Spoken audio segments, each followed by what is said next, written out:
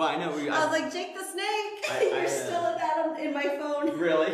Yeah. Once someone's in there or something, like that's what they're staying in. I'm not gonna go change it. I'm the same way. Actually, I was thinking about something, and I'm going to show you a photo. Yes, please. From back in the day. So you're in this photo. I have so many Orange Theory memories that pop up, and I'm like, oh. This is right after I got engaged.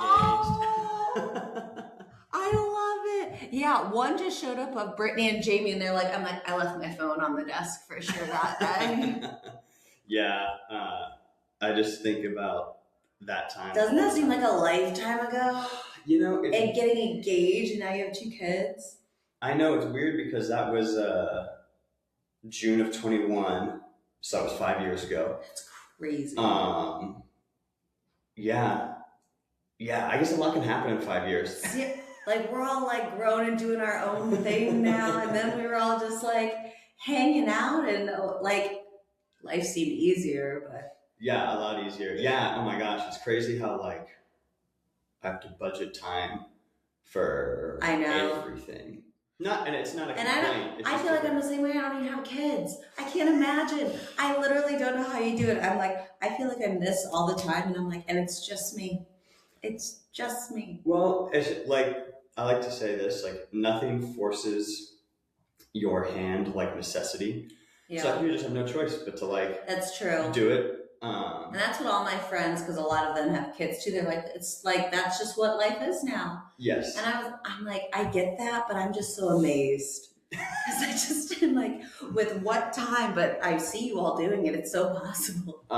Yeah. I have a group of guys, and like every 6 weeks we like hop on a Google Hangout and like kind of just give each other life updates, just like a little bro hang. Yeah. And I was like, I don't know how you do it with kids. I'm like, guys. Because a couple of them have kids, I'm like, as soon as you have kids, we'll adjust. We'll just be the same. Like, yeah. I feel like it's like with every other big change, it's like exactly thinking about it is more than, and then once you actually do it, it is a lot. But it's like, but these are my kids, so they're going to be first. They're going to be priority. Yes, for sure. Well, it's like the thing on your to-do list that you're like, oh, that's going to take like 2 hours. And then you put it off. And then like 6 weeks later, you do it. And it's like, oh, that was 20 minutes. Yeah. Dang. And I enjoyed it. Yeah. Right. I just like build up this whole big, like. That was me making phone calls at Orange Theory. I know, but that does suck. They, for a minute, like when I was head coach at West, they like had the head coaches making calls. And I was just like, dude, this is for the birds. You just like, you can tell as soon as people answer the phone, I'm like, I just want to hang up. Yeah.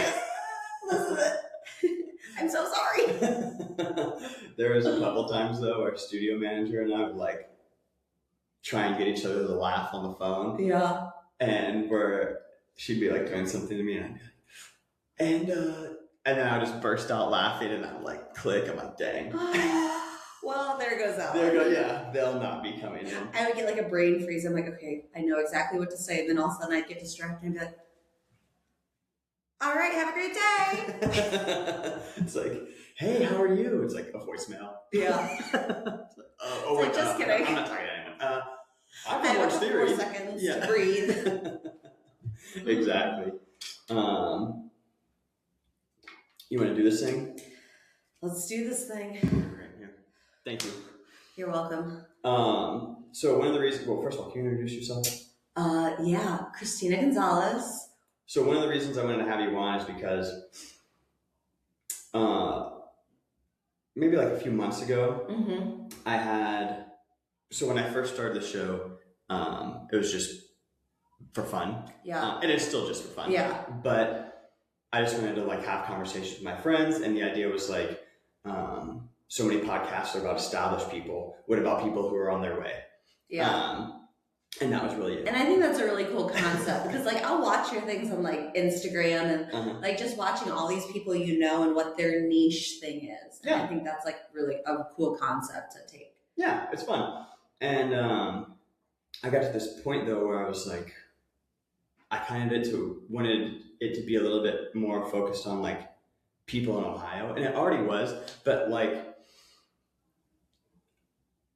I feel like I spend so much time listening to podcasts, and one of the patterns I feel like I noticed was just like, it kind of feels like people were checking out. And so what if I was like, what if there was a community of people who were just like totally checked in, and it was like very local and it was relevant to the people that I knew. And so then I was like, okay, I'm going to make it like more community focused and more Ohio focused. And one of the reasons I feel like you're a cool guest for that is because you are both a teacher and a bodybuilder. And so I think it's cool because like with bodybuilding, and we'll talk about this later, but like obviously I follow you on Instagram, and you like kind of talk about your journey. And so there's like the sport of bodybuilding, and then there's sort of the growth that comes with that. Yeah. And then you're also someone who shapes the minds of the next generation. And so I was like, oh, dude, my old pal Kristina is like perfect. I love that. Yeah, it's funny because the growth behind it is, I feel like, what's really pushing me to stay with it now. I'm like, it's just changing my life in so many ways, and it feels like it's in a positive way that I'm like, well, I'm in this for the long haul for now. Nice. That's awesome. I think that's so cool, especially if it continues to have a positive impact on you. Real quick, because I don't really know this, but like, just where were you born? Where'd you grow up? Okay. What was that stuff like? So I was born in Napoleon, Ohio. It's Northwest Ohio by Bowling Green area. Yeah. Sure. So small town. And then loved small town life there for a while, but was ready to get to a bigger city. So when I graduated high school, both of my sisters lived down here. Okay. And so it just kind of made natural sense. It's a bigger city, but I still be close to family. Okay. And then so I went to OSU. Was a little shell-shocked by OSU at first. In what way? It just went from small town, and I was very comfortable in that atmosphere, to OSU, and you very much do feel like a number, like just like making that transition.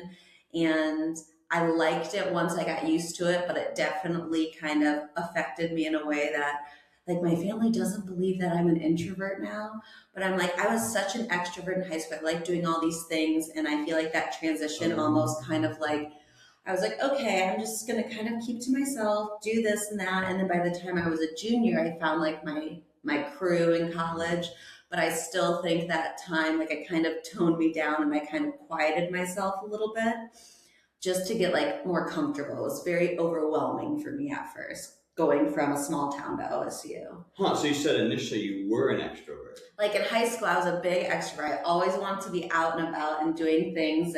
But also I lived, like, it was just me and my parents. My sisters are a lot older than me. I remember that. Yeah. So like when I was growing up, even though I have two sisters, it was just me and my parents in the household. My dad, love him to death, very overprotective, which now as an adult, I very much appreciate that. Keep that in mind. We did butt heads a lot in high school, but now I think it really helped me in the long run. But it also meant... In what way?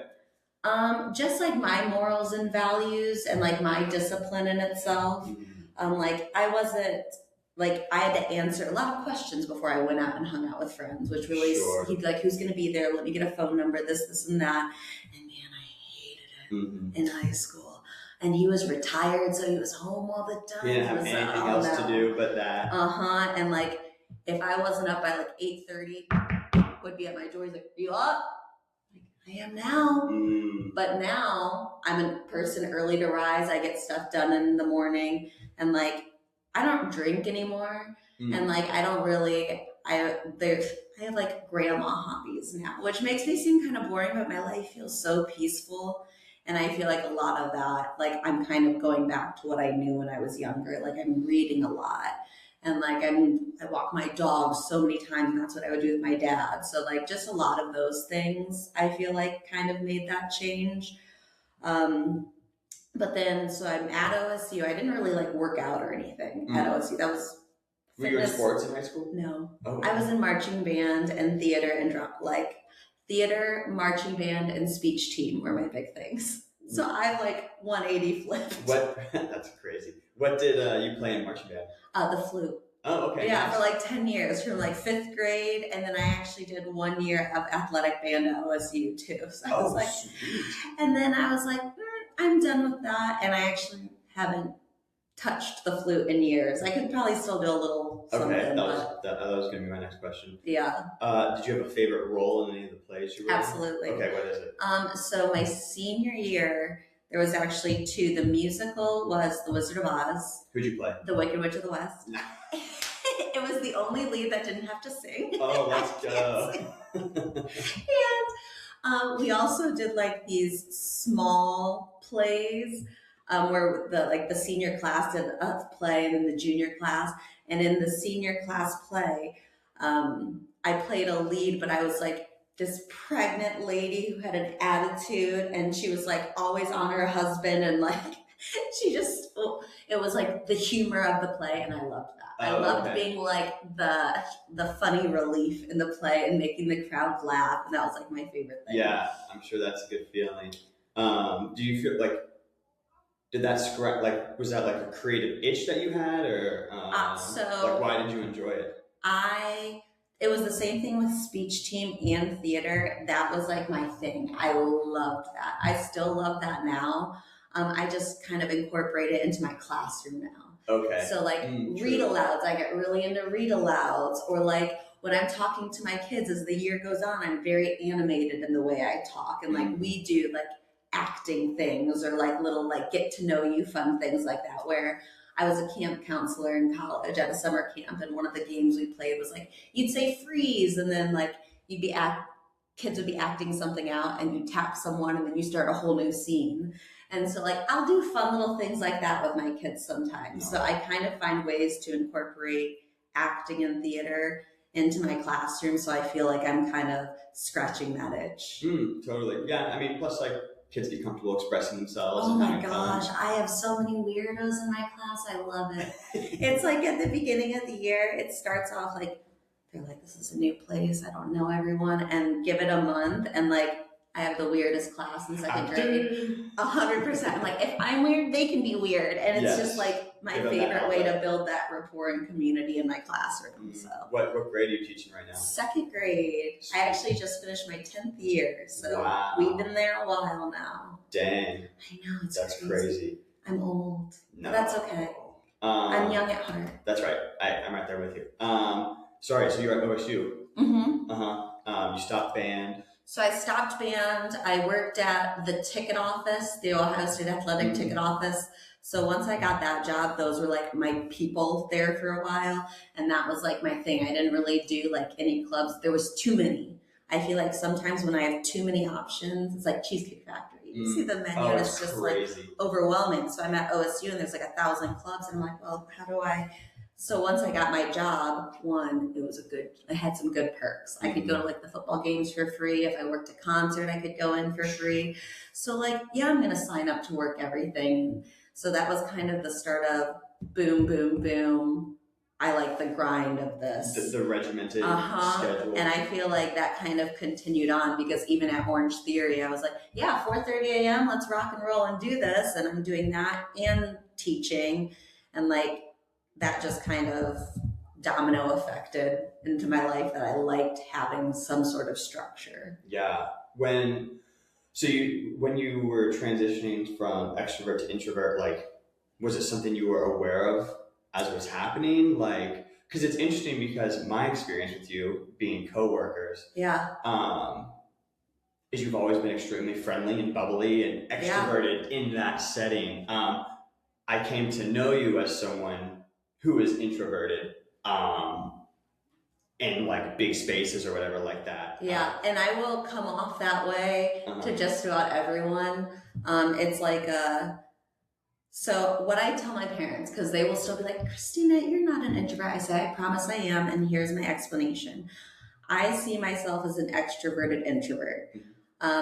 Like at Orange Theory, I was genuinely happy and genuinely having such a fun time, like working the front desk. Like we had the best crew, like all like the front desk people, the coaches. It was so much fun. But then I'd go home and I'd be exhausted. Like just by the drive home, it's like, I don't want to talk. I don't want to, like, I'm just ready to decompress. And it's the same thing after a long day of school. like I am in that mode, but I'm giving my everything to my students in my class. So when I go home, it's like I'm a shell of a human. So it's like I do enjoy it. I am extroverted, but it drains me. And I feel like if you're a true extrovert, like those things give you energy. I'm around my friends and I'm watching them like get more and more energized, and I'm just like, okay, you guys talk to each other now, and I'm just gonna be here. Yeah. And so it just drains my social battery. And so to me, it's more important to give my all and then take that time rather than keep going and try to force myself to be in an environment and just be there and not be giving anything and like starting to get like hangry or get like an attitude or be in a bad mood. So like I've had to set that boundary more as I've grown up, but it works out better setting it that way.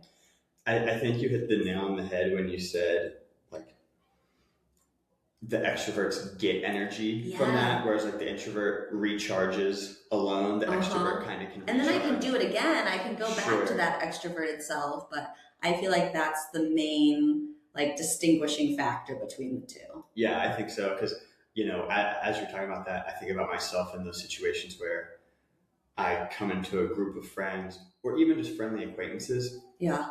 And I will feed off that. Like, exactly. I'm like, okay, now I'm in.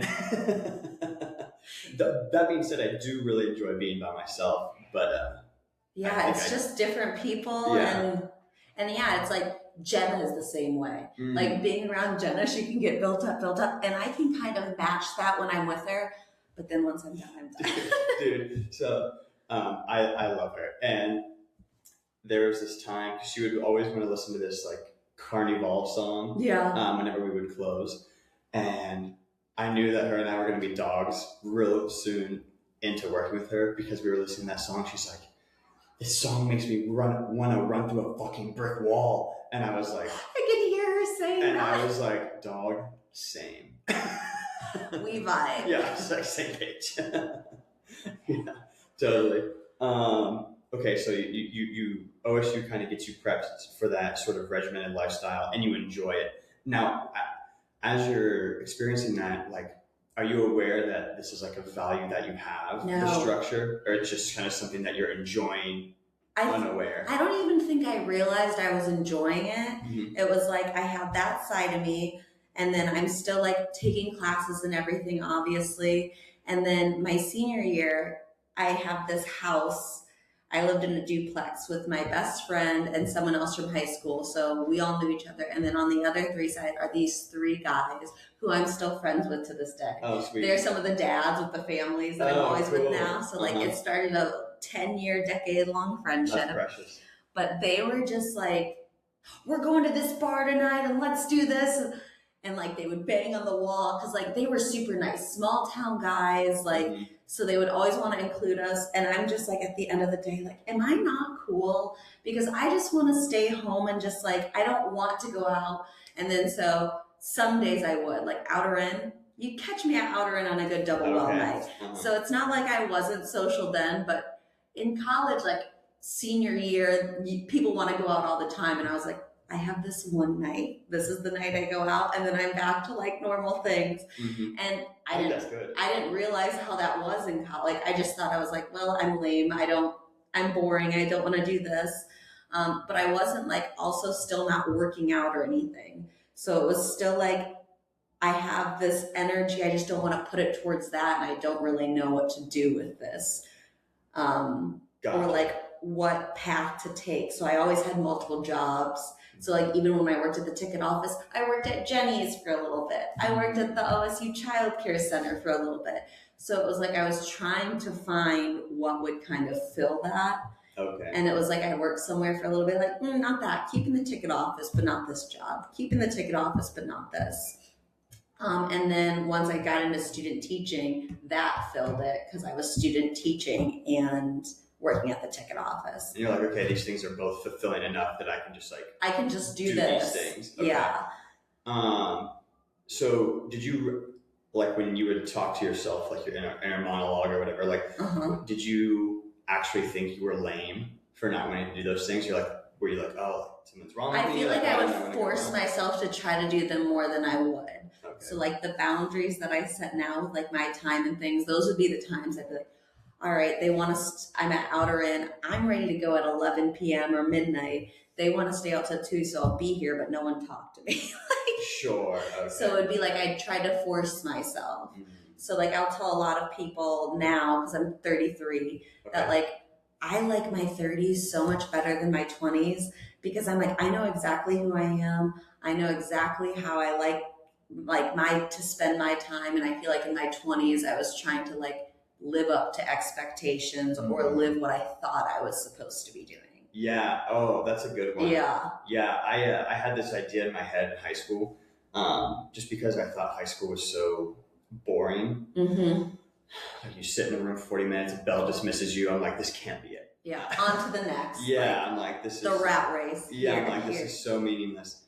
But I had this idea of like, of freedom just being like doing whatever you want all the time. Yeah. Which is unsustainable. And so but that's what you think. That's what you think you get. That's what you think. And so like I lived that way. And then when the consequences of not doing what you're supposed to came, I was like, why is the way I want to be not working? Like in my head, this is what I've built it up to be, this end all be all. But like bad things are still happening, and the bad things are my fault because I'm saying I'm doing it this way. Yeah. And I feel like, at least for me, my 20s was like realizing that, coming to terms with that, and then sort of adjusting and figuring out what works versus what doesn't.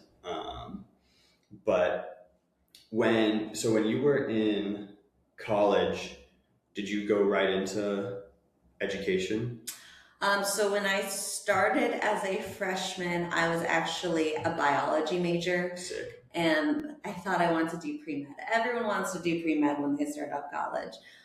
But again, it was that small town thing. There were only so many careers that I even knew about. Like, I didn't know what an engineer was. So I was like a junior in college. I was like, is that someone conducting a train? Like, I feel like my hometown didn't give me all the information for all these jobs. So in my head, I was like, so I could be a teacher because my sister's a teacher. One of my sisters is a social worker. And my parents, ever since I was little, want me to be a doctor or a veterinarian because neither of my parents went to college. So that's also like, my dad was overprotective, but he's also pushing his daughters to be everything that he can, which is totally understandable. Yeah. Like, I'm glad I had that push. But from when I was in kindergarten, it was vet or doctor. Which is she going to be, a vet? And I fell right into that. Like, I loved animals. I loved kids. So I was like, yeah, why wouldn't I be a vet or a doctor? Those are my two options. And so I kind of went back and forth with that. And then by the time I got to college and I'm like, I'm going to be a doctor, I started taking my classes and I'm like, oh, I'm not. Biology is hard. Chemistry is really hard. And my first, they were quarters then. My first quarter, I took bio, chem, and calculus all at the same time. Would not recommend. So I'm taking these classes, and in high school, I didn't have to study too much. I was like one of those where it was like, I got A's and B's in high school. Before that, I was getting all A's, and then college hit me, and I was like, I don't know how to study. I don't feel like I know enough about this, but I genuinely am trying to study, but I can't retain things, like everything. And I think about that a lot as a teacher. I feel like growing up, it was a lot of memorizing things for tests in high school. It was. And I was so good at that. I was so good at memorizing something for a test and then forgetting about it when I didn't need it anymore. And then when you get to college and you need all that, I'm like, I don't have anything from that. And now it's 10 times harder. So that was another reason my freshman year, I kind of felt lost. I was like, I don't think I would make it into medical school. Like, I can't do all this, but I know I like working with animals and kids, and now I don't know what to do. And so I switched my major to, I think it was human development and family sciences at first, because I was like, maybe I can be like a counselor, and my mom she didn't like that because she's like, what do you do with that degree? And I'm like, well, I don't know, but I'll figure it out later. And I'm just in college trying to figure everything out. And then I started working at that summer camp. It was the first summer after my first year at college. I was up in Sheboygan, Michigan. And like it just changed everything. There were a lot of the upper staff were teachers, and I was teaching different classes, and they weren't things I was necessarily an expert in, but they taught us enough that we could teach it because I worked with the youngest kids. So you only had to know so much. Sure. And so I was a lifeguard when I was there. Shouldn't have been a lifeguard, but I was. I was a lifeguard when I was there, but I was also teaching like archery because we had staff week where we learned the skills for it, or I was teaching like an arts and crafts class. And it wasn't even so much that I loved so much. We lived in the cabin with the kids. Fun. So it was like me and like 10 second to third graders. I worked with the youngest girls and then 2 other counselors. And like, I was like, I love this. Like, it's just so much fun doing the classes and the counseling part, but also like that community you built in your cabin and doing those things. Mm-hmm. And so then I'm like thinking about everything and going back to school, and I was like, I don't know. I could do this teacher thing. And it was ironic because when I left high school, that was the one job I said I wasn't going to do. Oh, really? Because BG is so close. A lot of people from my high school go to Bowling Green for education. Okay. And kind of like you saying, I don't want to do this that way. I was like, well, I'm not going to do what everyone in Napoleon does. I'm not going to be a teacher because everyone's a teacher. My sister, it was an option because she was a teacher. So it was a job I knew about, but it was a job I knew I didn't want. Mm-hmm. And then so after that, I was kind of like, well, I'm not going to switch my major, but I am going to take a class or 2 that can kind of help me to see. And it was kind of nice because I had that flexibility because I had a scholarship for my tuition. Beautiful. At the time, it was a diversity scholarship. Now it's just a scholarship. But I was like, well, I have this max amount of credits, so I might as well meet the max amount of credits and try and see. So I did, it was called FEEP. It was something where I went to a 2nd grade classroom in Upper Arlington. Yeah. Tremont Elementary. Yeah. Uh-huh. And so I would go there a few times a week for a couple hours, and I wasn't teaching anything. It was just kind of like me observing, me watching what was going on. And then I would do some activities or work in small groups. And I was like, oh no, I really like this. And I had a really good cooperating teacher. Awesome. And so then after that, I just kind of started talking to my advisor. I talked to my sister who was a teacher, and she actually was like, Kristina, you don't want to be in education. Because she had been in it for 16 years. Okay. She had seen like the ups and downs of it. And like now I've seen all that and like the problems in education and the negative connotations towards teachers and things like that, the pay. So she was like, if you're going to be a teacher, you've got to love it because it's not going to be something that like the parents wanted me to be a doctor to make lots of money, basically, to be successful, make lots of money. And this wasn't in that at all.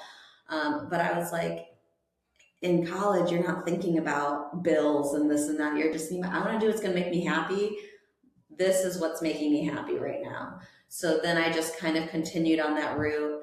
And the worst part was telling my parents. I didn't want to, and I didn't know how they'd react. So I actually told them. I was in a theater group my freshman year of college. Fun. So that was like one of the things that I was trying out that first year and second year. So my sophomore year, we did a play, and it was called Bang Bang, and it was about a school shooting. It was like so the theater group that I was in was called Theater for Change. So it took like very serious topics. Gotcha. But it was like a smaller group. It was something that I was comfortable doing. I became friends with the people in it. So I was like, this is okay.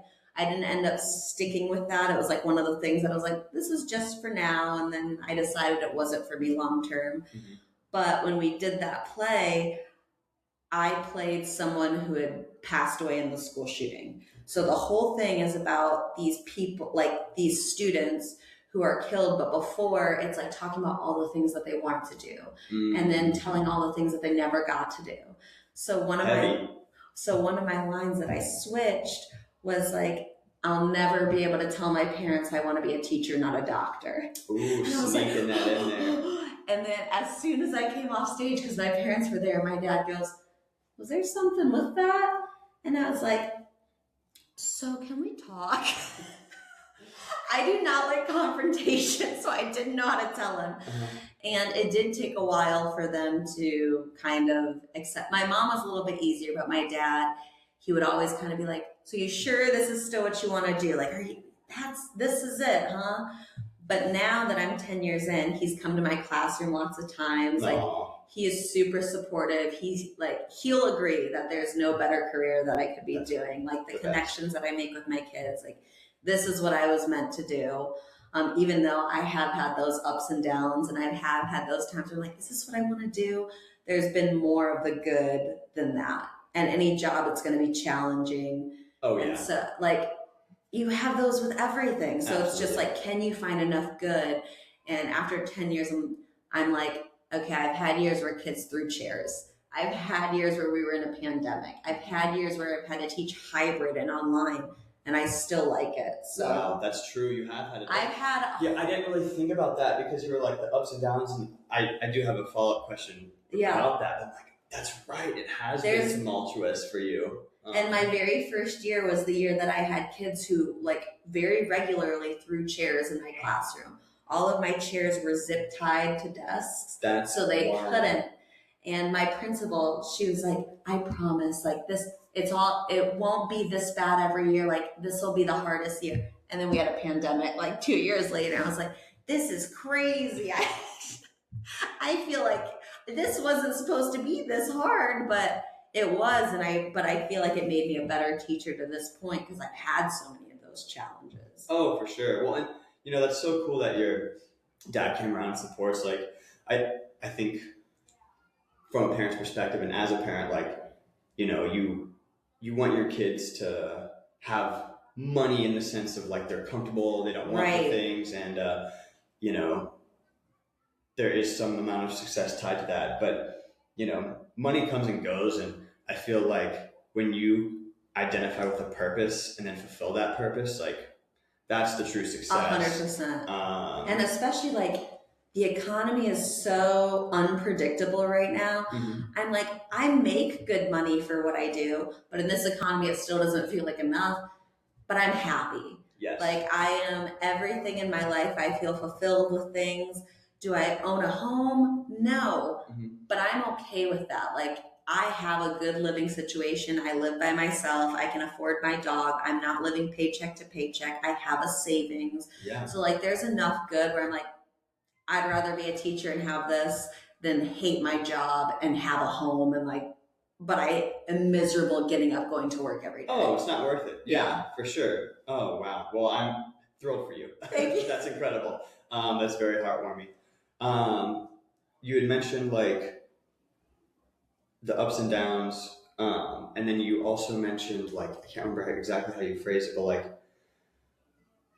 like perceptions of teachers or like the negative connotations. Yeah. Tell me about that, because I don't know how. My sister's a teacher, but I don't know if I'm like aware. I just feel like, especially now, and I'm sure it's always been like this, but now that I'm in it, I feel it with everything that's so different and such polarizing views. Yeah. Like, a lot of people see teachers as part of the problem. And we're just really just trying to do the best we can. Mm-hmm. Like, for all the people who think we're trying to like indoctrinate kids or like trying to get them to believe my beliefs, I'm like, absolutely not. If there's one thing. Please, our Bring the Farm to You animal program will be starting at 10 o'clock in the backyard outside the pavilion. Let's go. Through the pavilion on the first floor. This program starts at 10 o'clock. Sick. Might have to hit that up afterwards. Yeah. But it's not anything like I'm trying to get them to believe what I believe or anything like that. On the opposite end of the spectrum, I want all my kids to share their beliefs in my classroom and be comfortable doing that. I want them to learn from me, but I also want to learn from them.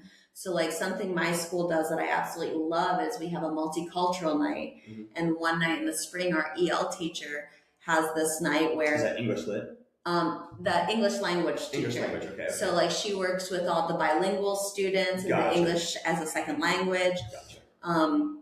And we have this multicultural night where any student in the school can have a table where they're talking about their culture, and you can bring food and all the others. Anyone can come, whether you have a table or not, but you can try different foods from different countries. Or like I do it, my parents actually come for this. I do it with them. And we have like a trifold about Mexico because that's where my family's from. And then this past year, my dad made burritos for it, and my mom made Mexican cookies, and like all these different cultures come together to do that. And I think it's such a cool experience for the kids to learn about all these different things. But right now, I feel like there's a lot of people who are for that, and a lot of people that feel like there's something wrong with, like DEI feels so taboo now, like saying those words. But all those words really are diversity, equity, and inclusion, including people and embracing our diversity and our differences and accepting each other for that.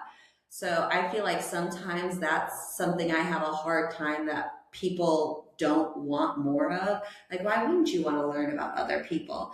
And so I don't talk about my religion in my classroom, but my students will, like, if they're like, oh, I went to church on Sunday, be like, oh, I went to church too. Sure. Like, okay. I'm not going to hide that side of me, but I'm not going to push it on them. Or we talk about Ramadan all the time. Or like we do holidays around the world where they can share about their different religions and cultures. We talk about Hanukkah and like talk about that. And then we have a rabbi come in to share more about Hanukkah so the kids can learn about it. And then I always send out an email to parents if anyone wants to come in to talk about a tradition or a culture that you celebrate, would love to have you. Like, it's just to open that door. And I feel like that comes from a place of, I was from that small town where I didn't feel like I was exposed to all that. I hear you. And then I came to Columbus and I was like, wow, people are so different and it's beautiful. And I want all my students to be exposed to that and experience that. And then as they grow up, want to accept all these different people and just want to be kind to one another and do things for one another. But I feel like people who aren't in education don't see it that way and just see it like, well, they're teaching what they want to teach. And I'm like, I have a specific curriculum that I am teaching. That comes from the state? That comes from the state. And I do these things on top of it to build classroom community. But we're learning about Greek mythology. We're learning about human nutrition. Like, we're learning about the economics, goods and services. Like, it's the same, we're all learning the same things. And then we're also talking about community and enjoying one another and our differences and embracing those. But in no way am I saying you shouldn't be doing this, or it's kind of weird that you're fasting today, or I want all my kids to be comfortable with whatever they bring to the classroom, which is what I think has made, I don't want to toot my own horn. I've never wanted to toot my own horn. Pop off. I am very confident now after 10 years in my teaching and the community that I build in my classroom. I think that's why I've really loved my job the past couple of years, because I watched these kids come in on the first day unsure and not really friends. And genuinely by the end, we are like a family and we all know each other. And this year especially, like, all my kids genuinely cared about each other and wanted the best, and they were all getting along. And I was like, this is how it should be. Why is it so easy for 7-year-olds? And just, I don't know.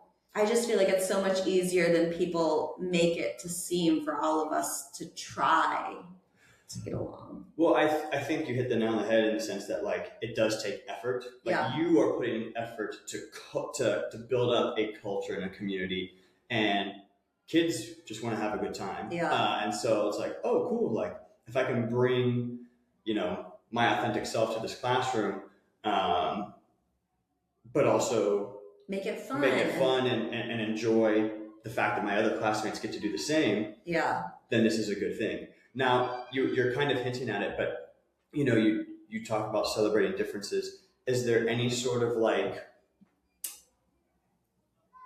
purposeful value system that you are bringing them all under? Not like in a religious sense, but in the sense of, like, respect or integrity, absolutely. Or, that sort of thing. So it's like, we all bring and celebrate our differences, but we all have to follow. So actually at my school, we've always had because we're the Gators. That's our, Okay. we've always had our Gator virtues like respect and honesty. But this past year, we've really focused on, as a district, being a thinker, leader, and friend. So every morning, part of our morning announcements, we do a pledge, and it's just the Gator pledge. And in that, it's talking about what is being a leader, what is being a thinker, what is being a friend. Well, friends want to help each other. Thinkers, they put the work in. Leaders, they're going to help others when they need help. And so that's something that's instilled throughout our whole school throughout the year. And we have little stickers that the kids can earn if they're seen being a thinker, leader, or friend. Or we have Gator shout outs in the morning where, so like if you have a kid who isn't always giving their best, well then if they do one day, okay, I'm going to give that kid a shout out on the announcements and give them some positive reinforcement, make them feel good, and then hopefully encourage them to continue that in the future. Yeah, oh, absolutely. And just like, I've seen that make such a difference with some of my kids. Like I have BLC kids, they're like my behavioral kids, and they genuinely light up when they get one of those. They're like, did they say my name? Did I do a good thing? Yeah, and then like just the effect it has on them for the rest of the day, you know that made their whole day. Just knowing that someone noticed and someone could point that out, and they're not seen as like the kid who's yelling in the hallway all the time, or the kid who is having a breakdown somewhere. Like we talk big at our school about everyone learns a little differently because we are a BLC school. So a lot of times we have a behavioral learning center. A lot of times you will hear kids in the hallway yelling, or like there's a pod next to my room where sometimes they're banging on the door and things. And I am always so impressed with my students and how they react to those things. Like this year, especially if we have, like if something would be happening in the hallway, or a student's eloping or running in the hallway and they have an aide with them, someone's with them, trying to help to regulate and calm them down. But my kids this year would just be like, someone's having a rough day, and they would just shut the door and go back to it. Or, oh, I hope they have a better day. Like they are so understanding that we don't all learn the same way. And just because they're acting that way, it doesn't mean they're a bad kid. They're just having a bad moment. And we all talk about how we have bad moments. And so I feel like they're also seeing that side of it. They're seeing that growing up, not everyone is going to act the same way as you, and it's how you react and how you handle that situation. But they're also getting to see the adults at our school handle it in a calm way and trying to talk to those kids about, okay, so what can I do to help? Not like, stop doing that right now. Like it's not yelling, it's like talking those kids through it, getting them to regulate first, because you have to bring them, de-escalate before you can have a conversation with them, and then talk to them about, okay, so what can we do better next time? How can I help you the next time this happens? Right. And so they're just being exposed to a lot of that, which I think is good for them to see, like empathy. Yeah, well, and for me, the thing that excites me most about what you just said was like, you have a responsibility as a human to control how you react to things, right? You know, you might not be in control of the situation, but you can control how you react to it. And I think that learning that at a young age, like having that perspective, if applied properly, really gives kids a big leg up, because something bad can happen and they can like take a pause, take a breath. Okay, how do I handle this? Yeah, how am I going to get through this, as opposed to like letting the emotion take over, or any sort of panic, that sort of thing. Yeah. It's like, wait, there's power in my reaction. Just pause and take a moment. Yeah. Yeah, you know, something I say a lot is I would rather have a good time than a bad time. And so, you know, if something bad happens, it's like, cool, we're making the most of the situation. Yeah, you can't control everything. Can't control it. And it's easier said than done, but But the more, with anything, the more you practice and like remind yourself, the easier it gets. And I feel like in the past few years, that has had been a big shift in me overall. And that plays into bodybuilding too. So like, everyone's always like, do you plan to get, like, are you going to win? And I was like, I mean, I don't know, but I'm not going to win. I'm going to do a little better. And if I don't win, I can't control what the judges think. Yeah. I can only control how I take their feedback and what I do from here. So I've been saying this season especially, teaching has played so much into bodybuilding, because all teaching is, after 10 years of doing these lessons, is reflecting on what I'm doing and how can I make it better. And so now that's been like my mantra for this season. Okay, this didn't come out the way I wanted to. Now what can I do to change that and make it better? And so like they're the same thing, just in two different environments. Gotcha. Very cool. I do want to get to bodybuilding and how you guys started that. I have one question though. What do you think, like when people hear DEI, like what do you think where do you think the negative reaction comes from?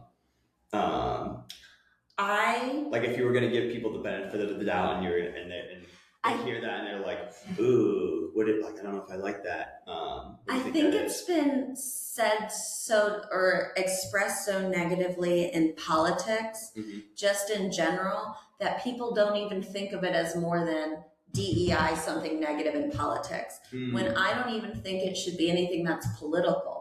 Gotcha. It's just human decency. But it last year, the year before, it was just dropped so much all over the place of DEI and it's a DEI hire, or it's just all those things. People heard it over and over and over again, that they're like, they hear that and it's like a bad taste in your mouth. When really, if you just say the words instead of saying DEI, it's like, what is so bad about diversity? What is so bad about equity? And what is so bad about inclusion? If I ask someone that instead of saying DEI, I would love to hear what their response would be. And say, this is bad. We all like a lot of different foods, right? We like being treated equal. We like justice. Like, what is it more than that? So I genuinely think it's just like, it's been played so much in the media and said so much in the media. That's all it is. It's not even people's values necessarily. Yeah, that's a good point. I think that's a good take. I think, and I'm sure you would agree with this, in your classroom, you celebrate the cultures, but everyone is, of course, like you said, aiming at leadership, thinking, and what else? A leader, a thinker, and a friend. And being a friend. But obviously, there's kids who learn different, but within your classroom, you're not grading papers differently or grading homework assignments differently. Like everyone turns their homework in, I assume, and they either get the multiplication right or they don't. Is that how that works? Yeah, so I would say that is how that works, but there are certain things like reading logs. I do reading logs in my classroom, and I have kids, some kids are reading books. Some kids are on something called Boost. It's like a phonics program through the school. Oh, yeah. And phonics, wow. I know, hooked on phonics back in our day. Yeah. But the reading log is kind of like open-ended. It's like 20 to 30 minutes, 5 times a week of some sort of reading practice. Now, I'm okay with that being you're reading on your own. I'm okay with that being someone is reading to you at home and you're getting exposed to those stories and you talk about it afterwards. Because kids are all at different spots, especially with reading. I have had kids this year who were reading Harry Potter, and I had kids this year that couldn't read CBC words at the beginning of the year, like cat, like just those sounds. So there is still that sense of differentiation for things. But in second grade, you don't get grades like A, B, C.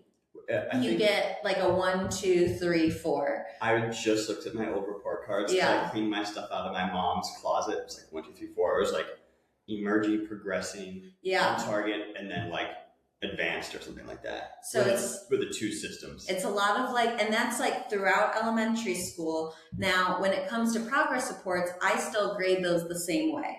So like, sure, and that's kind of what I was getting at. Yeah. So my kids who can't read a CBC word, for that, they're going to get a 1. But I'm also going to put, at the end of the year, if they're reading, they're still at a first grade level. Like, they're still not at a 3. 3 is the goal by the end of second grade. 4 is like, you're above and beyond. The Harry Potter readers. Yeah, the Harry Potter readers. The goal is going to be a 3. But even them growing from a 1 to a 2 at the end of the year, of course, for them, that is so much Big growth. win. And then that's kind of when, like, IEPs come into play, which are individualized education plans. Okay. So that's like you go through meetings at school, you go through something called the MTSS process where you have to collect data on a student. Could it be something more than like do they need a certain individualized program for them where they get pulled or they work with an intervention specialist? Mm-hmm. So there's those things in place as the year goes on, and we are taking different data points, but the progress reports for grade cards are going to remain the same. Okay. But even if they get a 2, that might have been their goal in their IEP, that they just make that much, a year's growth from kindergarten knowledge to first grade knowledge, even though they're getting ready to go to 3rd grade. For sure. So it's just like the grading is still the same, but there's still differentiation amongst it, if that makes sense. Oh, absolutely. And, and I think that answers it perfectly because like you want to meet kids where they are, of course. There also has to be a standard. Yeah. And I think when people hear DEI, they think like, when you said like DEI hire, like, oh, well, this person is getting special treatment because they're getting of their a break. Yes, exactly. When it's like, my classroom is still a meritocracy, but we're kids that struggle get special attention, and we're still celebrating progress. Like we want to get them to that next level, yes. Whatever that next level, and it doesn't matter if it's not what Timmy's doing, you know. We have to do what's best for Julie. Yes, exactly. And I saw this so many times in college. It was like equality versus equity, and it was like a picture, and equality was like all these people of different heights all standing on a box to see over a ledge. Mm-hmm. Well, the tallest person can clearly see over, the middle person is like trying to see over it, and the shortest person can't see over at all. Mm-hmm. And that's equality. They all get the same size box. Mm-hmm. Equity is making it so that they're on an even playing field. Mm-hmm. So the picture for equity were all these people with different height boxes. Mm-hmm. The tallest person had the shortest box, they can see over. The middle person had a medium box, they can see over. And the shortest person had the tallest box, and they can still see over the ledge. It's just doing things differently to help people have an even playing field. And I think that's the difference between we're doing things equally or we're doing things in a way that's equitable. And I don't think everyone always understands that's what equity is. Like, you're just trying to give people an even playing field. Gotcha. You're not trying to necessarily say, well, you don't deserve this job as much, but because of this, you're going to get this job because we need to meet a quota or something. Gotcha. It's just trying to see like their background or understand more. What can they bring that maybe this person can't bring? Mm-hmm. And so I just think it's seeing it in a different perspective. Nice. Well, I really appreciate you answering that question. I think that's a great answer and a great take. No, you did a great job. Yeah. Now, bodybuilding. In college, you said you weren't really working out that much. None of that. When I met you, you were already jacked. I remember I used to tell you ran like a superhero. You're like, I still think about that every time I run. It's because I run on my toes, and I think about you telling me that. And you like pump your arms kind of up. Like a little G.I. Jane. That's right. I love it. But yeah, so by the time I was at Orange Theory, part of the reason I applied at Orange Theory was because I was getting so into the gym mode. I was like, I kind of want to be able to I wanted a job at a gym to kind of get like a membership and like kind of work out there. And so then I was doing a lot more like stamina things through Orange Theory, because at that point I was already working with my trainer at Lifetime, and I had Swole Smitty, shout out Swole Smitty, for a couple years. Was he at Lifetime when I ran into you? Yes. Okay, that's what I thought. And so I started working with him because I didn't really know what I was doing. How did you meet him? He was one of the trainers. He approached me at the gym, and I was like, oh my gosh, I'm never going to work with a trainer. Why is this guy coming up to me? Mm-hmm. But I was just doing like some program from some influencer on Instagram, because here I am. I'm trying to get toned, and I'm trying to lose. I know. And that's like, to anyone listening, no disrespect if that's one of your goals, but like, there's so much more to it. There's so much more to it, and like, what even is toned? Yeah. What is that to you? It's muscle development that you can see. And you always hear people say like, I don't want to get too bulky. And it's like, don't even get me started anymore. It's But like, I was that person. right. It's like, trust me, you won't. Yeah. Trust me, I'm literally trying. And I'm a small fry. Yeah. The struggle's real. But yeah, so I was working on this 8-week program that I had bought from someone on Instagram. And I remember exactly what I was doing. I was on like one of the cable machines and I was doing like these quick squats, but it was like lightweight. And here comes Kyle over, just being so nice. Oh, his name's Kyle? His name's Kyle. Okay. Also a small town guy. I think I really gravitate toward, like, it's like something in me senses that you're from a small town too. This is a comfort zone. But when he first approached me, he wasn't the first trainer at a big gym that had ever approached me. And I'm just like, I don't ever want to work with a trainer. That's not what I want to do.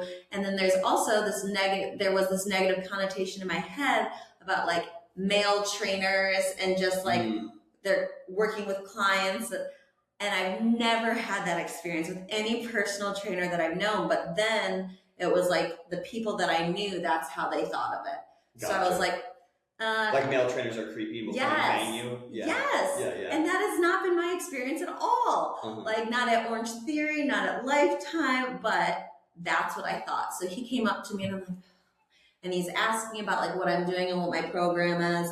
And then because a lot of them do like a free training session. Pretty typical, yeah. So I was like, I mean, if it'll get him to leave me alone, I'll do this free training session and then I'll be done with it. So I agreed to this free session. And then I did it. It was okay. And then so I was like, I don't know. And he's asking me about my goals. I didn't know what my goals were. I'm just like, oh, I want to get toned and I want to lose weight. What do you mean? Classic. That's what I want. And he's like, well, like, and he's the same thing as you. Like, you've got to build some muscle. And the exercises you're doing, these high rep, low volume exercises, isn't going to end up helping you to reach the goal that you want. And quick plateau. Exactly. Yeah. And so also I'm like trying to figure out my own nutrition and eat less calories, but not knowing what macros are or anything. So like less calories is what? I'm eating not enough and not any protein. Right. I'm a poor college first year teacher, like whatever I'm doing at that time. Like I'm not out trying to buy a bunch of chicken in this. I'm buying like $1 Michelina frozen meals and like whatever I can get. And so this started to give me a little bit of structure. So I was like, okay, I'll give it a try for a little bit. And I worked with him one-on-one for a few months and then it got expensive and it wasn't working out. So I was like, I like this. You're so nice. This isn't for me right now. And I stopped working with him for like 6 months actually. And then he approached me again and he had a small group that he was working with. Oh, cool. And he goes, honestly, he was a new trainer at Lifetime. He's like, I just want to build like his name up at Lifetime. Book a business, yeah. So for the first like 6 months that I'm working in this group, I wasn't paying anything. Nice. Like he's like, just be a part of this, see if you like it. And actually one of the girls that's on my team for bodybuilding, she was in that original group too. Oh, sick. So we're still good friends to this day. But so he had me in this group and it was me and 2 other girls, Tuesdays and Thursdays, legs and like an upper body day. And man, when I skip legs a lot, I'd be like, because I wasn't paying anything. So I'd be like, no skin in the game. It's been a long day and like, but slowly I'm starting to like, I'm getting strong. This feels good. Like I like being strong.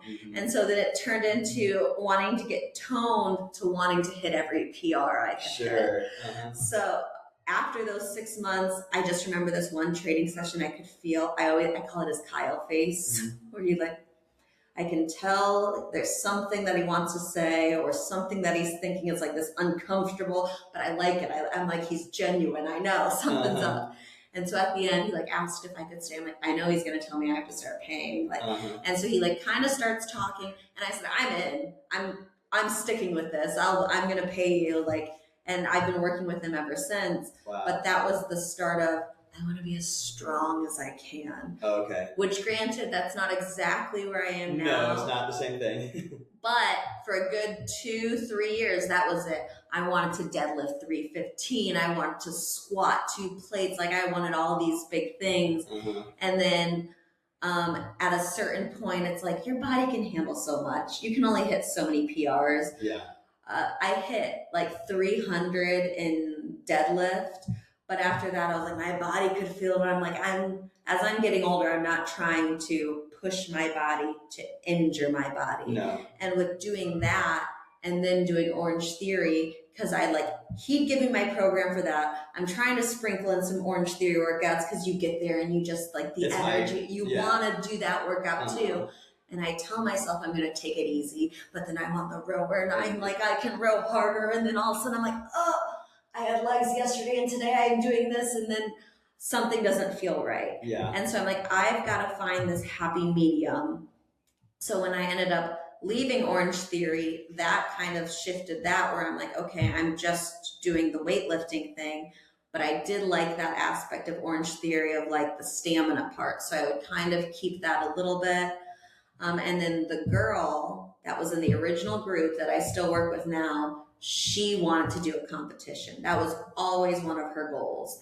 She's a few years younger than me, so she was still in college, but she knew that eventually she wanted to compete. And Kyle, my trainer, does compete. Yes. So they would always talk about that, and I would kind of tune them out because I'm like, I know that is not for me. At this point, I'm not even wearing 2-piece bathing suits. I still wear high-waisted. Like, my stage suit is the smallest amount of clothing I will ever wear. So I was like, that is not for me. That is too glitzy, glammy. That is not, I'm a tomboy. That's not super revealing. Yeah. And all I knew was the bikini category. And in my head, that's all there was to women's bodybuilding. And now I know there's so much more to it. But at the time I was like, I'm not this princess girl to go up there. Right. And I'm still not. And I found a category that works for me that's not that at all. So she finally decided she was going to do a competition. It was a very short prep. We were both kind of in a cut already for summer. And he like brought it up to her and she's like, yeah, I want to try this.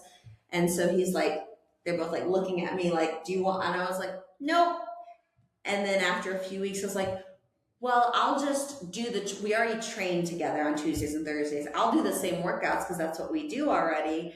And I'll prep like I'm going to do the competition, but not do it. Yeah. Like, oh, you're telling me I can cut down a little bit more for summer and I can like do these workouts. It made sense to me to just like do the workouts and do the plan like I was going to compete and not compete.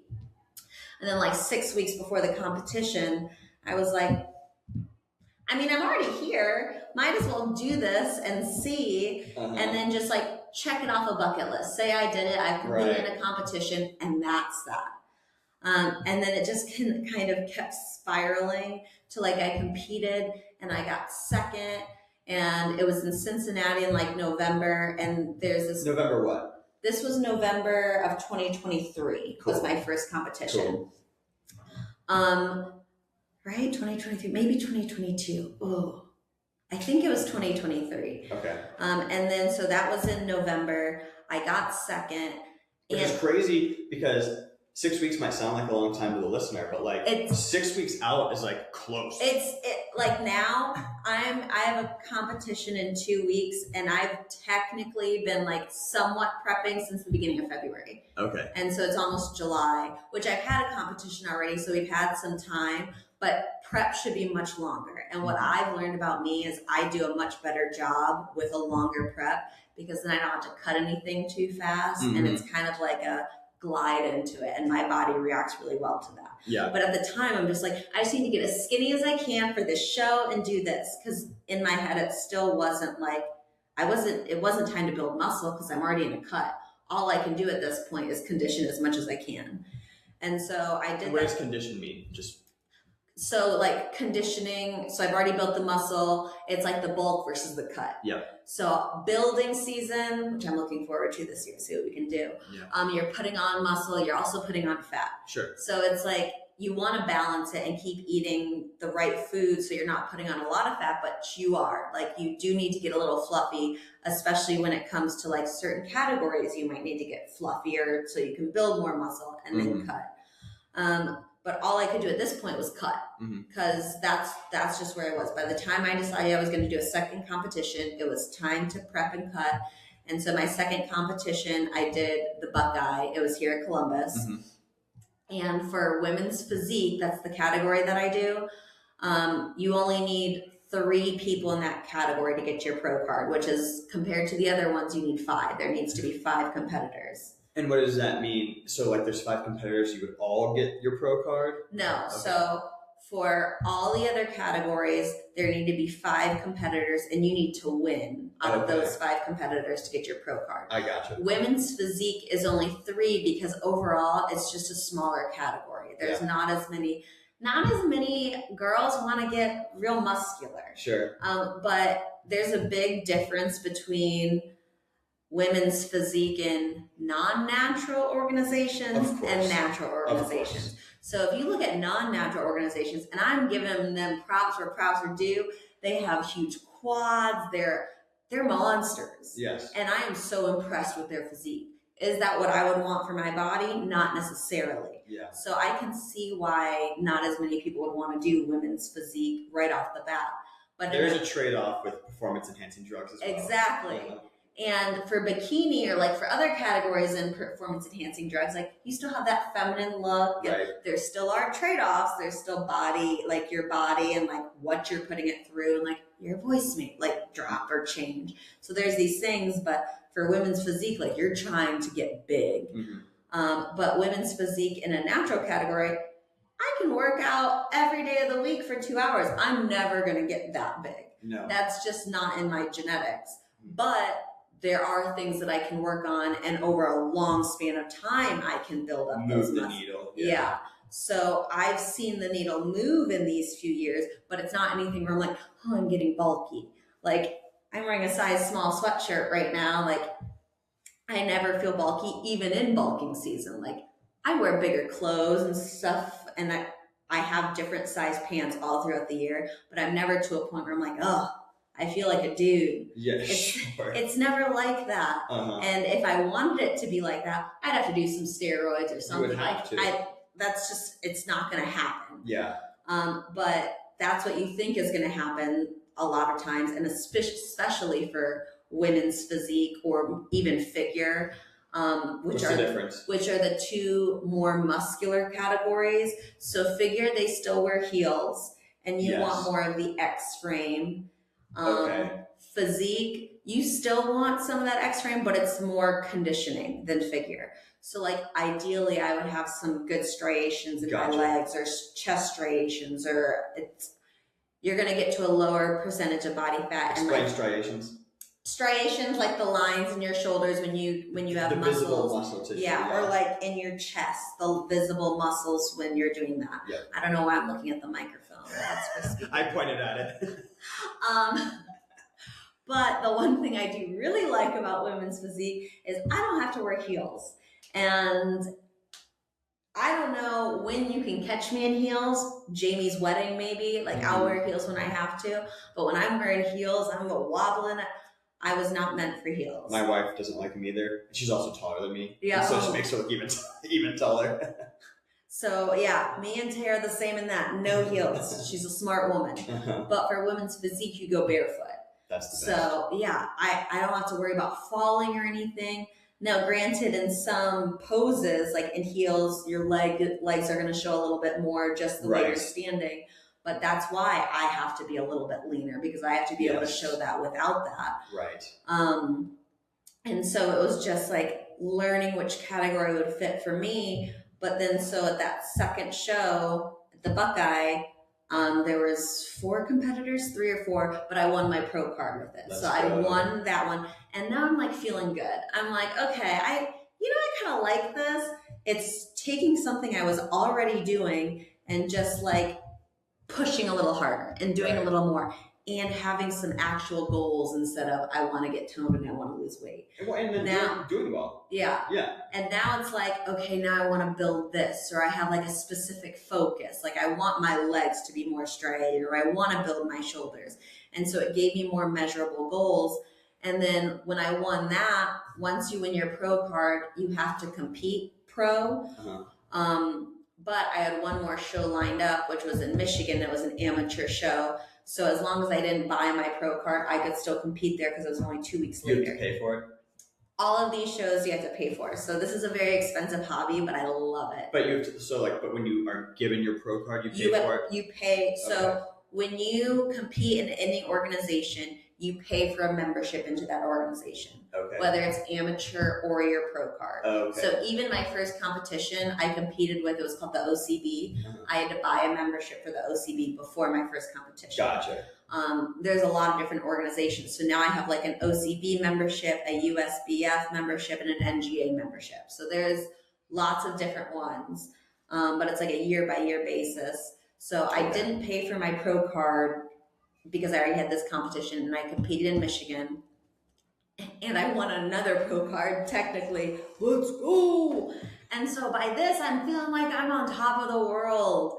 I'm gonna win. I'm doing great. And that was the end of that season. But then the next season, which was last year, was my first pro season.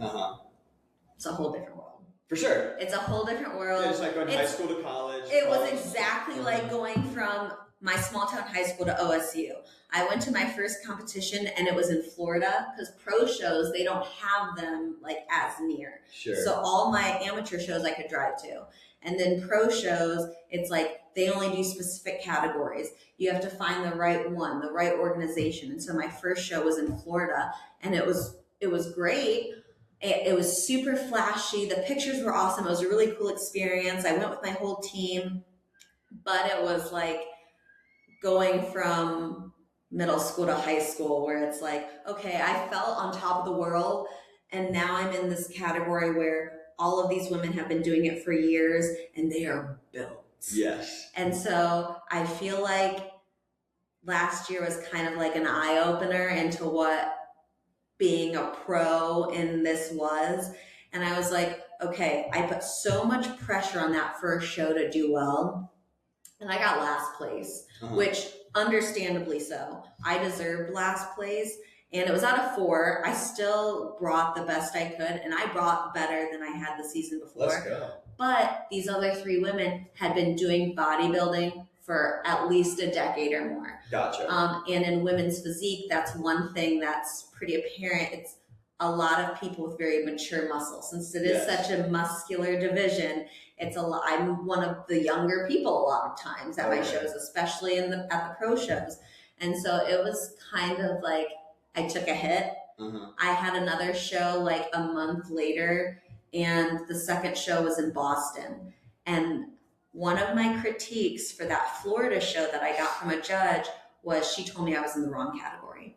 She told, you go up for your feedback, and I went up to her and I was talking to her and she goes, the whole time you were up there, I was just like, what is she doing up there? She would do so well in bikini. And it caused this like spiral where I'm like, am I in the right category? Maybe I'm not big enough to do women's physique and I just need to, instead of trying to build more muscle, just lean out and do bikini. And then so there was multiple judges. So as I went down the line and they're giving me my feedback, I was asking them, I was like, so I got this feedback. What do you think about that? And the rest of them were like, you could easily do bikini. You could. They go, or you could take this next year and build and get fluffy and uncomfortable and stick it out with women's physique and put in the time and effort. And so they told me all this. I told my coach all this, and I'm in this spiral mode because the show already didn't go well. I got last place, and now I'm hearing I'm in the wrong category, and I have to wear heels, and I have another show in a month. So I didn't even know if I wanted to do that second show. I was like, maybe I just stop now, and I start going towards bikini. I don't know. And Kyle is so great. He's like, you do what you want to do. I'm going to support you no matter what, but I think you're a physique competitor. Like this, because I do have chest striations. Yeah, I do have the upper body. And they don't have that a lot of time in bikini for natural organizations. In NPC, trying to go for like IFBB pros, a lot of them do have that. But I'm also not going to par up to them like elsewhere. So he goes, you think about it. I'm going to support you no matter what. And I was like, well, I already have this flight to Boston. I could either watch or I could compete and see. So I went to Boston. I competed. I made it there were 2 classes. I made it to the finals for those 2 classes. So I got the top like 3 in my class. So that made me feel a little bit better. And then I still didn't place to win money because for pros, you can win money. So that's like a big difference between the 2. But one thing that everyone in my category did get for the finals were knee sleeves. And you put them over your knees when you're like lifting, and it's just to help give like more support. Like if you're squatting or something. Yeah, like when you're squatting or leg pressing. I was like, what's a knee sleeve for bodybuilding? Okay. It's the same thing as like for powerlifting. Okay. And they gave them to our category, not all women's categories, but because women's physique is like a muscular category. So it was like SBD was there, and they gave everyone a pair of knee sleeves who make the finals, which was like, well, I didn't win money, but I won these. And then I looked it up afterwards, and they're like $150. Oh, wow. Like I wear them every leg day. And so I was like, okay, I have these. I did better at this show. And then at that point I was like, I'll get fluffy. I want to stay in women's physique. This is the category that I want. I could try bikini, but I'm not going to be happy in bikini. I like lifting because I like the muscle growth. I like that part of it. And at that point, I didn't even love bodybuilding. I liked it, but I had that rough first show. I kind of felt like I fell off this high horse, but I still loved lifting. I've always loved lifting. So I'm like, well, if I'm doing bikini and then it's just more cardio, I don't think that's going to make me love this sport anymore. So I took that off season and I put on maybe like 20 pounds, which granted to me, I can tell, but to the outsider perspective, I just look how I looked before because that's not off my normal weight. Well, and also like if you're already muscular and you put on 20 pounds, like even if it is fluff, to the untrained eye, you just look more jacked. Right. And also, but to you, it looks so different. But you're right. Everyone would be like still like saying things about my arms and things. And I'm like, thank you. Yeah. Right. And like, putting 20 pounds on when you're untrained and not muscular. Yeah. Where that fat is stored and it's mostly fat is different. Whereas like when you put on 20 pounds, so like you said, a decent amount of fat, but you also have gained muscle as well. Right. And so it just sits differently on you. And so that's why I feel like to the untrained eye. It's not as gaining 20 pounds does not sound scary to me. Right. In college, gaining 5 pounds would have sounded terrifying to me. Right. And that was when I was like, okay, not only do I need to push and show that I'm in the category that I want to be in, but also I need to not mess up this reverse. Because when you're bodybuilding, the prep itself and the conditioning and the leaning out is hard. The reverse is 10 times harder. And the reverse, you think so? 100%. Wow, After my first show, I didn't even like do a reverse because I didn't understand what it was. And basically, you don't go back to eating like you were eating before. You don't just like jump right back into it because your body is so used to eating lower calories and doing more cardio that it's going to shell shock your system. It's like going from keto and not eating carbs to adding them back in and then you put all that weight back on. So like after my first show, because I had a little bit of time, it was November, holidays came around. I went right back to eating the way I was and I put the weight on, but it wasn't a lot of muscle that I put on. So I could see that when I got to that first like pro season show that I put on some muscle, but my legs looked the same. Like some things looked the same and some things looked better. So after that first pro season, I was like, I need to take this reverse more seriously. And basically it's like adding in calories slowly. So if I'm at 1,400 calories a week, I'm not going to go back to 2,500 and eating however I want.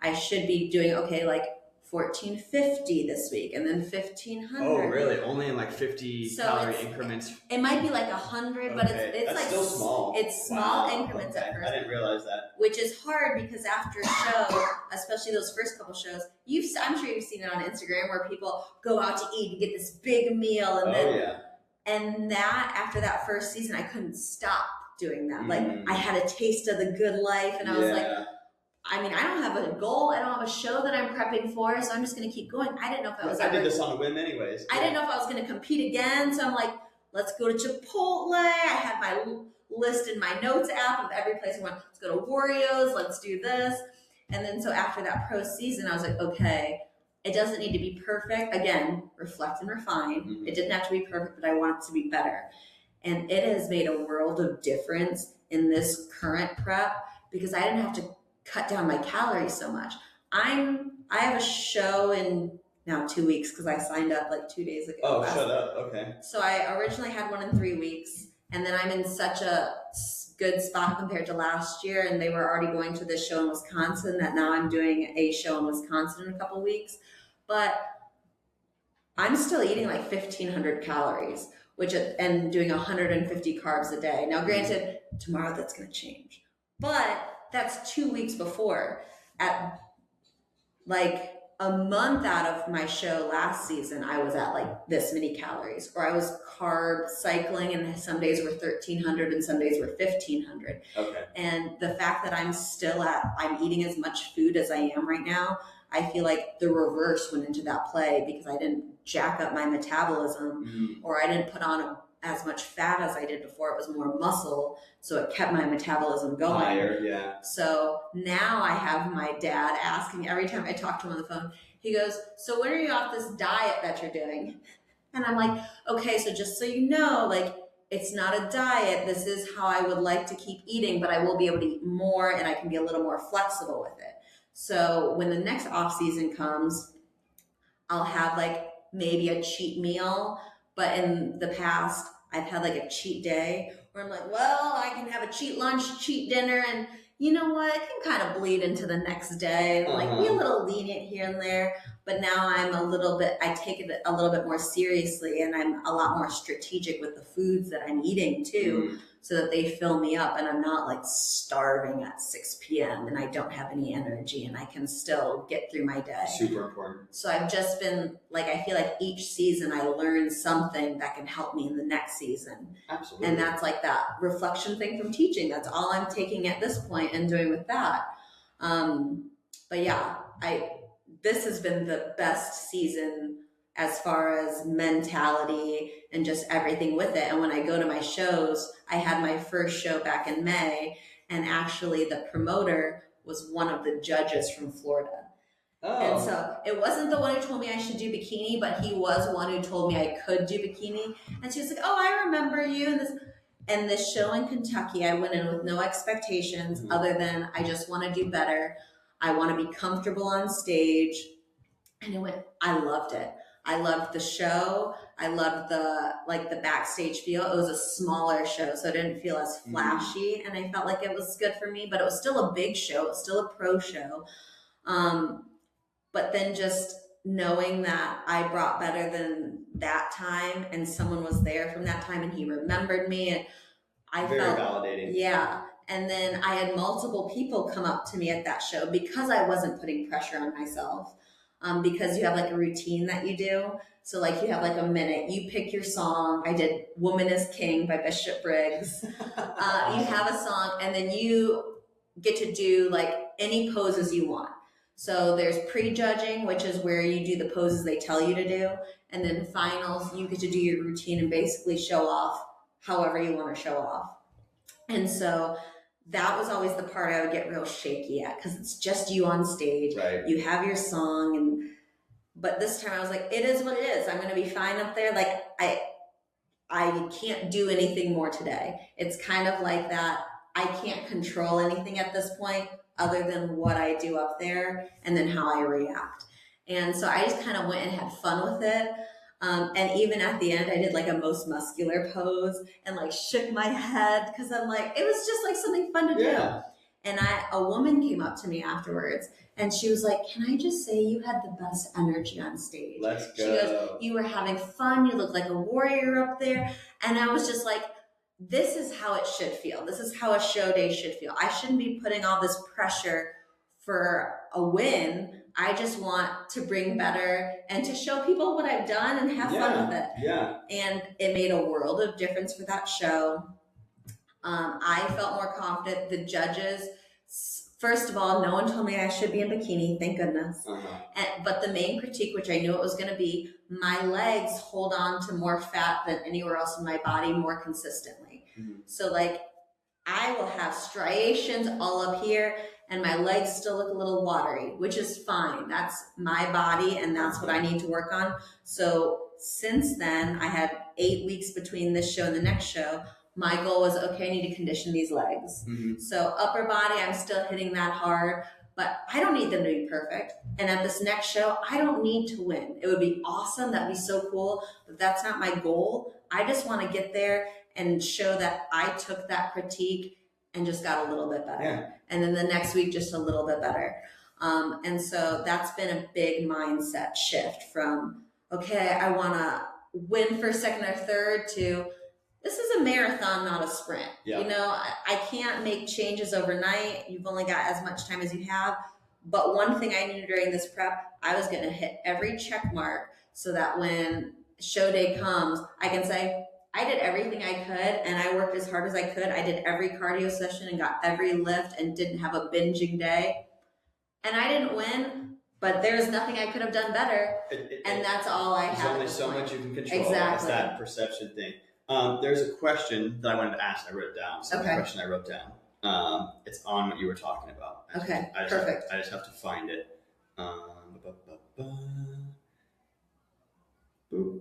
Podcast. Boop. Podcast prep. Boop. Kristina. Beautiful.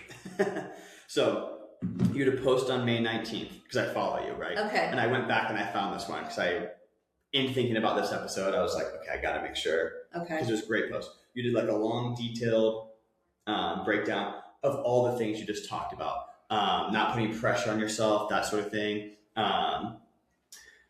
And you said a line that was like, I wasn't comparing myself to other competitors, just my previous package. Which package, for those of you who don't know, is just the whole shebang. The physique that I'm bringing. Yes, the physique you're bringing. In that post, you also talked about how you prayed more and joined a small church group. I was curious what sort of like growth you felt spiritually. Because we talked about getting better in the routine and all that thing and all those things contributing just to the better package and you enjoying stuff more. But like, how do you feel like you grew in that regard, the spiritual side of things? Okay, I like that question. So yeah, with everything, first of all, I feel like the more I've grown in my faith, the more I've had to make sure that I put God at the forefront of my bodybuilding journey so it doesn't become a vain thing. Absolutely. I don't want bodybuilding to take away from my faith now that I've finally found, like, really gotten strong in that. And it does get like polarizing at times when I like post something or share something. I'm like, it is about me, but I don't want to make it about me. And none of this would be possible without God and without that faith. Especially, it's not a good day every day in bodybuilding. It's like you have those days where it's really hard or you're exhausted or you're just like, what if I were to just eat everything in my kitchen right now because I'm so hungry, and then that's that. Like, it plays mind games on you. Finish your workout. Why do I look flat today? Yes. That happened today. And I was like, it's fine. I know it's fine. But you get through those modes. Everything is like you're overthinking every little thing. So this season, I've leaned so much more on God and my faith in those moments where it's like, okay, one, I've had like lower back issues in the past, just from not anything specifically. Like, I don't know if it's sciatica, like I won't even be doing anything lifting, but it's like, oh, I'm done. And even at Orange Theory, it used to bother me sometimes. And I just feel like this season, I've taken so much more time in my mobility work, but also I am always grateful, and I want to be thanking God first that I'm able to do this, and my body is feeling so much better that I can push so hard to make that possible, because I know that last season I couldn't really push as hard as I wanted in the gym because something always didn't feel quite right, and I didn't want to hurt something again. Even when I wasn't in pain, I was kind of like nervous, like leg press. I'd be like, I don't want to hit this just right, and then I can't do legs for a while, or things like that. And so I feel like a lot of my leaning towards God and praying to Him, praying each day and making sure, giving my gratitude. Thank you for making sure that my body can do this. Thank you for giving me this mobility back and making this aware, but also thank you for all the support that I have now. So I have all these good people who are supporting me, like my dad, who like, he wants to go to the Y with me and he brags to his friends about me now. And I was always really weary at school about like how I ate in prep. And my first prep, I didn't even tell anyone I was doing a competition till I did it, because I'm like, this is weird. Like, and now I'm so open about it. And there are so many people in my life who are so supportive of it. And I know not everyone's that lucky. And there's just a lot of things and a lot of factors that have played into this season and the success of it, that it wouldn't be possible without God. And so when I go to church on Sundays, before like the service even starts, I'll like write a prayer in my journal asking like God what I want to get from the message that day. And so recently it's been a lot of, how can I make sure you stay at the forefront of this? How can I make you a priority in my life? And then I think it was this last Sunday, the whole message was about like the power of prayer, which that was like perfect, but it was also like finding joy in earthly things, just not putting it above God. Yeah. So like you can find joy in, and so like that spoke to me, and I was like, I hear you. I was like, so I feel like I am doing this in a way that I am showing the joy that it brings, and I'm not doing it in like a, oh, don't eat this and that. It's more of like a, look how much fun this is, and I'm so grateful for everything that I have, and thank you, God, because I get this because of you. So it's like I can still enjoy bodybuilding. And I know some people see it as like a sexualized thing. Like, and I feel like that was hard for me at first too. Like, you're up there in these little bikinis and like this and that. But I promise you, no one there to compete on show day or paying $50 to watch that bodybuilding show is there to check out girls and like be creepy. Like, if you want to do that, I'm sure there's a lot cheaper things that you can do. Everyone is there because they see it as like an artwork. They see it as like the effort that's put in. And you know, these people are grinding at the gym. It's like the discipline behind it. So it's been getting people to understand that too. And I think since I see it that way, it's not like I'm putting it up, being vain about it or putting it above God, because I'm trying to make sure I put my gratitude for it and being grateful that my body can do things that it couldn't do a year ago, or that I can change it in a way that, you know, I never would have thought possible, and do it in a way that I'm enjoying the process. It's bringing more discipline into my life. Sundays, I know that I do my lift, my cardio, and then I go to church at 9 a.m. And that just keeps my schedule going for the day. So it's like the discipline is bleeding into other parts of my life. That's also helping me to build my faith and build other things in my life and make it better. I love that so much. And you had even said, like, you know, your relationship with your dad is great. Your job is fulfilling. You get to go on walks with your dog. You said you get to do your grandma hobbies. Like, I love your overall life satisfaction is just like through the roof, or at least it's the best. And it doesn't feel, it's been. Sometimes it doesn't feel like real, because people are like, well, they think, well, I don't drink and I don't go out and I do this and that. And I said, I've never been happier than I am right now. Like, I feel so fulfilled. Dude, alcohol, I drink occasionally, but it's so overrated and lame. Oh my gosh, I know. I'm like, I don't get hangover. First of all, I have one glass of wine and I'm like, the next day I'm like, I just don't feel quite right. And I'm like, what do I need that for? If I can be social and be fine without it. Mm-hmm. And it's more like other people getting comfortable with it than me. Right. It's like, why does it matter if we're still doing this and I'm still out? And it's just different people. Just different people. No, I hear you there. I have a couple rapid fire questions, and No then you problem. go to wrap it up. Okay. What's your favorite pose? Most muscular. Yeah. Hardest prep day. Ooh. So for peak week is just the week right before the competition. Uh-huh. So I'm going to be competing on the 12th. The week before that, you have to cut out like dairy and energy drinks, like carbonation, because you want to make sure like you're not doing anything to inflame or anything. Gotcha. And also I don't want as much fibrous carbs. So like right now I'm eating a lot of like coleslaw for volume and sweet potatoes. And so that'll be more cut out, and it'll be more like rice cakes and creamy rice, things that can be easily digestible. And I love creamy rice, but it makes for smaller meals. And it also is just like, I have all my meals I've been eating all season, like consistently. And so then it shifts that. Gotcha. So I would say at that time. Okay. What's your favorite cheat meal? Ooh, Mordisco. What's that? Mordisco is a Venezuelan food truck here in Columbus. Go. And it gets tough because those movies that I work at Genoa Park, that food truck is there. And a lot of times he's so nice. I love him.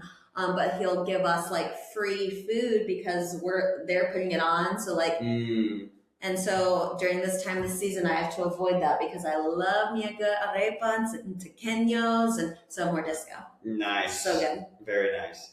Exercise you secretly hate. Oh, any type of lunge or split squats. I hate legs. Yeah. Like I said, I used to skip it when I first started working out because I hate legs. Now I do legs twice a week, and I won't skip a thing, but that's the day I'll complain the most. Yeah. Split squats are tough. I have that. I quit my gym membership, so I'm just doing what I have at home in Orange Theory. Yeah.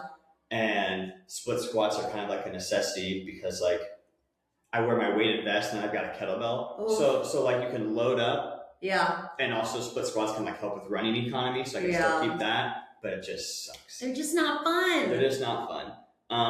One misconception about bodybuilding. We talked about a couple. We talked about them a little bit. So like I would say the main one is like the thirst trap sexualization type thing. Chicken and rice. Yeah, dog. Chicken and rice. Because that's what I thought, and that's kind of how I started off. That was like 30 years ago. Oh my gosh, I'm eating chicken, but it's not plain chicken with rice. I never got that because like most seasoning is like 0 to calories. Yeah. And there's like sugar-free sauces you can use. Oh, I'm still getting Clean Eats meals. Have you heard of Clean Eats? It's a meal prep like service, but it's not a subscription based. But every day or every week the menu changes, but they show you the macros for it. So I pick and choose based on what's gonna fit. So like right now, there's like, I got 4 of the same meal because it's the only one that has the right fats that'll fit. Gotcha. But it's a lot better than bland chicken and rice, I'll tell you that. Absolutely. So like, that's a big misconception. Like my family thinks I don't eat good food, but I'm like, I can do this for so long because I do like the foods that I eat. Yes, absolutely. I'm glad you said that. One misconception about teachers, kind of talked about that. Kind of talked about that too. That we get to choose what we teach. So it's along those same lines, like that people don't want their kids to go to public school because this and that.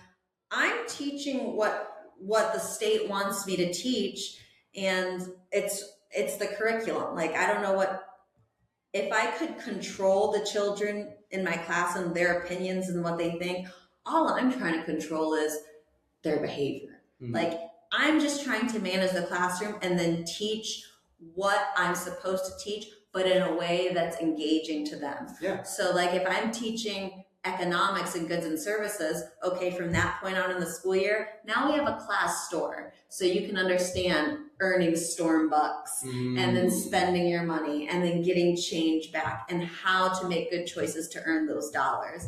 Like, so it's just making the curriculum I have to teach engaging for kids.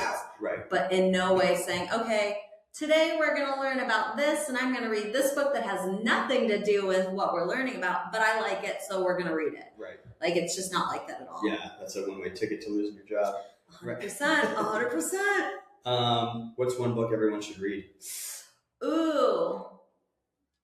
The House on the Cerulean Sea by T.J. Klune. Is that a novel, like a fiction book? So I am a big psychological thriller girly, and I say that because this is not psychological thriller at all. Okay. It caught me by surprise, but I will recommend it to anyone. And say it one more time. The House on the Cerulean Sea. The House on the Cerulean Sea. Okay. Now, granted, we can talk later because I have lots of books that I could recommend, but this one, I was so into psychological thrillers, it was hard for me to read other types of books. And this was one that got me to read another type of book. It's a very whimsical, I like whimsy. but it's got some good whimsy. It's the perfect word to describe it. And I am not a fantasy person, but this gives me just enough fantasy. So it's like all these magical children living with this man on this island, and it's like a special home for magical kids. But then someone comes from the government to make sure it's like up to par. And then as he's learning more about these magical kids, it's like they're thought to be like strange, and there's a negative connotation about these kids. And one of them is Satan. Oh. So you're like, but then it's like, or it's like the son of, his dad was Satan. So he's not Satan because that's scary. But it doesn't make it scary. But it gives you this image of like this 10-year-old who everyone sees as this bad person.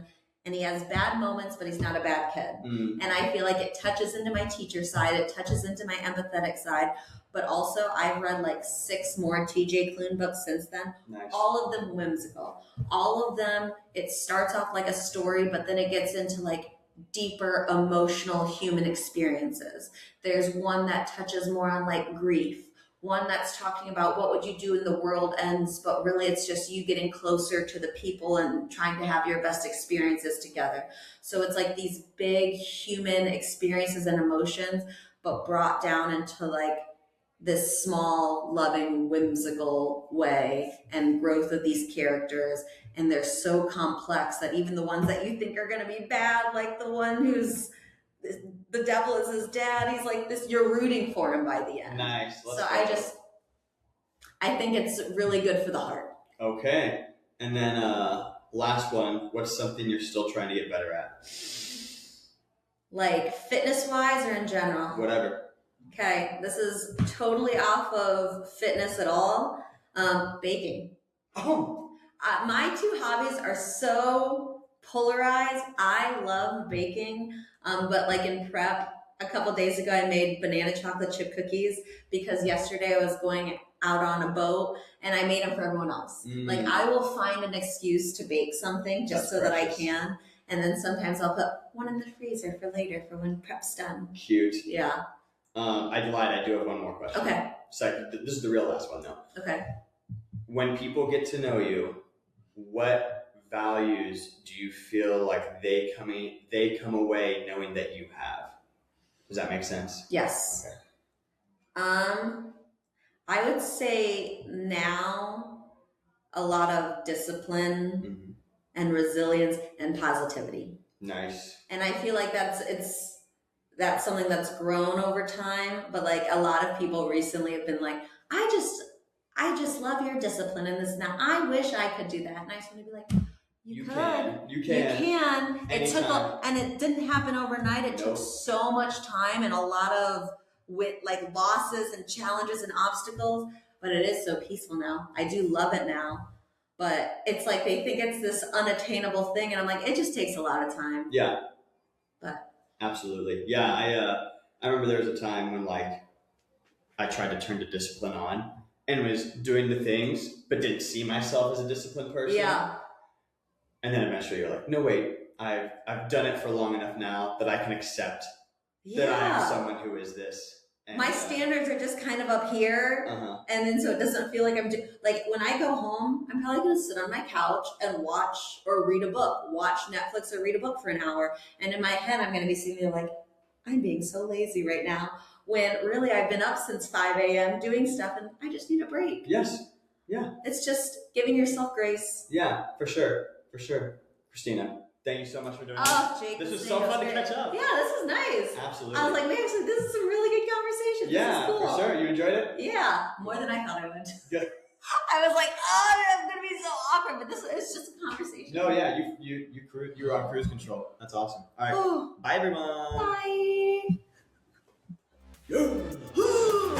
What's up, everybody? It's Jake here, Fowler and Friends. Thank you so much for supporting the channel. It really means a lot to me and all of us over here at Fowler and Friends. So if you could please like, subscribe, comment, do all of that. But definitely subscribe, share the videos with your friends, keep on supporting the channel. Thank you so much.